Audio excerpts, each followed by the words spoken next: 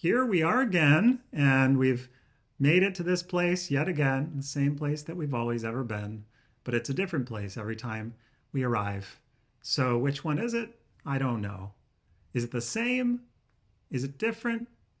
If you try to think about it too much, you'll probably go crazy. Because it's always different. All the particles are different. The shapes and the movements are different. The locations are different. The displacements are different. Every single thing is different. Nothing is ever the same.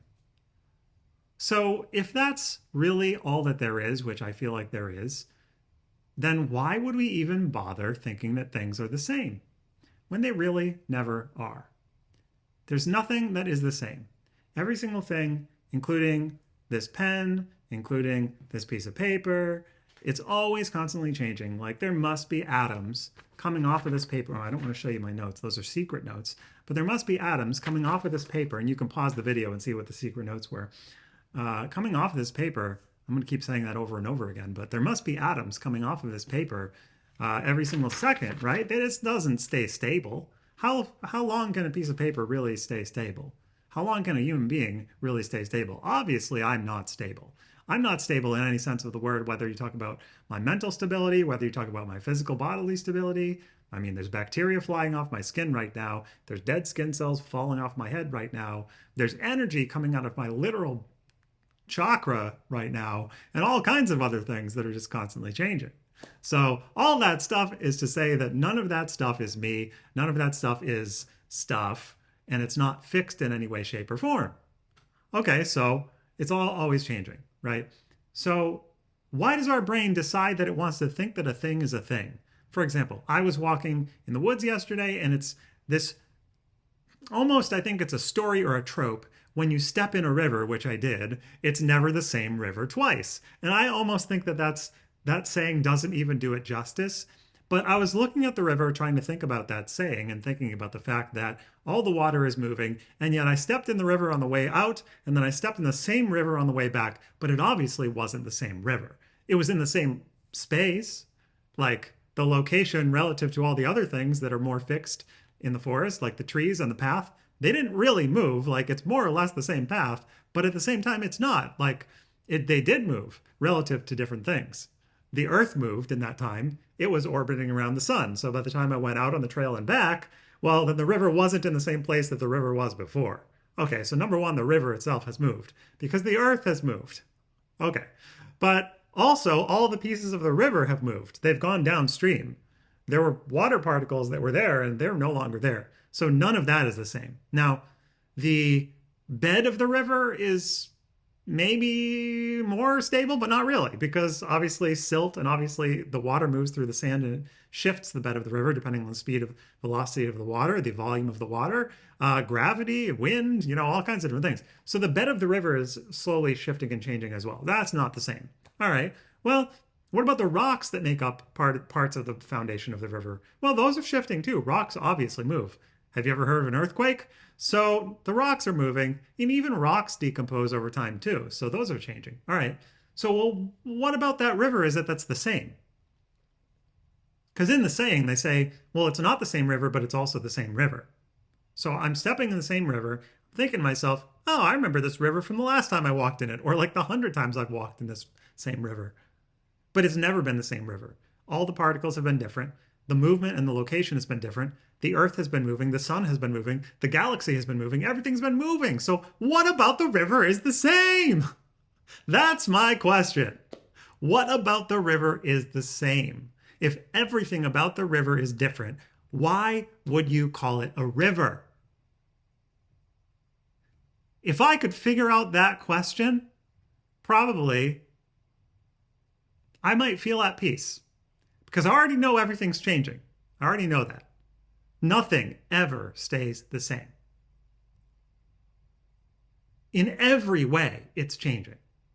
So this whole experience is literally changing. That's why I'm saying I don't want to get stuck doing the same kinds of YouTube videos because the algorithm told me to do so. That's just, we can't go down that road. Many soldiers have fallen on that path. And now they're just dead corpses like I am, talking on a YouTube channel, doing the same shtick every single day. I can't do that. But I do have this question, though. Well, what is it about it that is the same? I know that the river is the same as everything else because everything is made up of the same source. So everything's made up of the same source from the same source. That's kind of sameness. River is a river. Also, river is mountains. River is me. That's a kind of sameness of identity, a kind of sameness of origin. But I call the river a river and I call the tree a tree. So while the acorn grows into a tree, for example, right? What exactly is going on? It's a process. It's not a thing. So the river is also, it's not there and then it's there. It dries up and it fills again. The water goes through the water cycle. So it's a process. It's not a thing. I need to go add some food to my vegetables on the stove, so I'll be right back. So I don't know if I've said anything at all yet about this. It's just we like to make things, right? Things that look the same. Like these are my headphones. I've used these as a demonstration before. These are my headphones. They've been the same headphones since I bought them. They haven't changed shape. Like, yeah, the cup material gets worn over time, and I did replace the cups once. Okay, so this part is less lasting. The plastic stays forever, practically speaking. Metal, rock, plastic, they stay forever.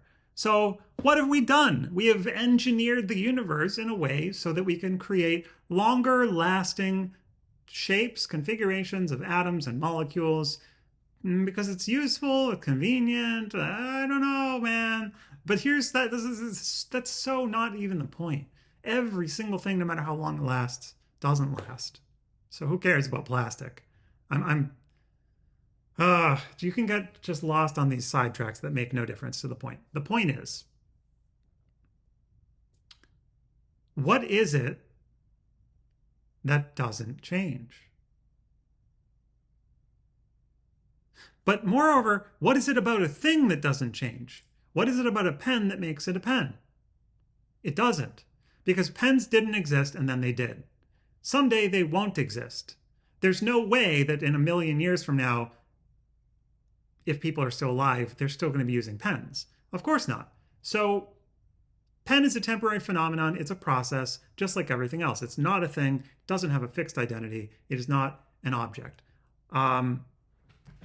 As to whether or not there is an essence of what a pen might be, I don't know. Like the form of a pen, yeah, I think so, but I think it's also temporary. I don't think it's some eternal thing. Even more foundational symbols like, I don't think any of those are permanent. The most basic things, which are cells, a boundary within which there is something, I don't think that's permanent either as far as shape goes. I don't think there's anything that's permanent. So what is? Is there anything that is permanent? No, there is not. But everything comes from something. So if everything comes from somewhere or something, then that thing or that somewhere or something, if that is also always changing, would that actually matter? Would it actually matter if the source of God or the potentiality that gives rise to everything, what if that was also subject to change, right? So what if it's not eternal? What if God is not eternal? The source is not eternal. The Buddha is not eternal. And the absolute is actually not absolute. What if the absolute is also subject to change? Okay, so that takes right out of the whole equation the idea of a soul, the idea of an Atman, the idea of any everlasting substance or principle. Gone. So that's also gone.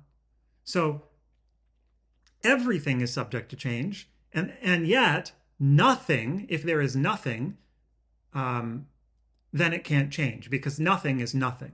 So only that which exists can be subject to change. If something does not exist, it cannot change. This is that philosophical dilemma where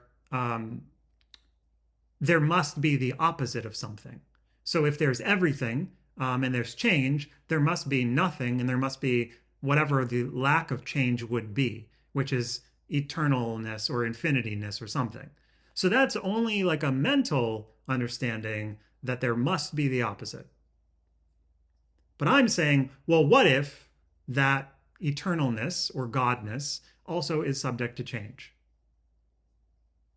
Well, then that isn't nothing. God isn't nothing, obviously. So that's two different things we're talking about. There's something before God that is nothing, because God is a thing just like everything else. The universe is a thing just like everything else. The womb of creation is a thing just like everything else. Nothing, as a spoken word, is a thing just like everything else. So the only way that you could ever possibly arrive at a thing that does not change is before thinking, before words, beyond language, before concepts, before every single concept of anything of a religious or spiritual, philosophical, mental, emotional nature. Anything that you could possibly ever utter or be or do or experience, or any way that you want to figure that, cannot be anything that would be eternal, because every single one of those things is subject to change. All the words I'm saying is subject to change. The movement of my mind and my body is subject to change. The concept of God is subject to change, and nothing you can say about it is not subject to change. So there is nothing that I could actually say about what it is that I'm pointing to, which would be a thing that is not subject to change, unlike every other possible thing that there is. That is not something which I believe is knowable.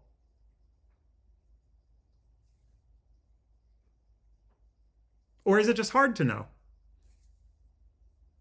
Because if I can think about it, it must be knowable, right? If I can conceive of it, it must be that there is the correlate of whatever that thought or conception is. That is what is driving this whole experience for me to be able to try and talk about it. So I am thinking right now, as I'm looking at the chart, because I'm trading, also making lunch at the same time, I'm thinking that I just missed a great trade opportunity, and that's fine. And also I'm thinking I'm going to go and probably add some kale to the vegetables now, and then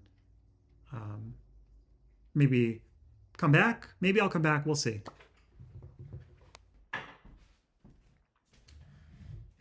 Ugh. Well, I feel like I just yelled for 15 minutes. I feel like I just yelled for 12 minutes and didn't breathe. So, I'm gonna probably just take a break then. I just feel like I yelled so much. I don't know why. I feel like it's impossible to talk about this thing. I don't know what else to make the channel about. What should the channel be about, guys, besides me trying to talk about this thing that you can't talk about? That is, technically it's God, technically, but not really. So I don't know. Oh well. Maybe I'll just do a channel of interpretive dances, or maybe some kind of abstract artwork, or maybe musical composition, or poetry, or journaling, prose. Maybe I'll start writing instead, because I don't feel like talking really ever does express the thing I'm trying to express. And I don't have anything else to talk about. So stay tuned. Yeah, okay. Well, bye.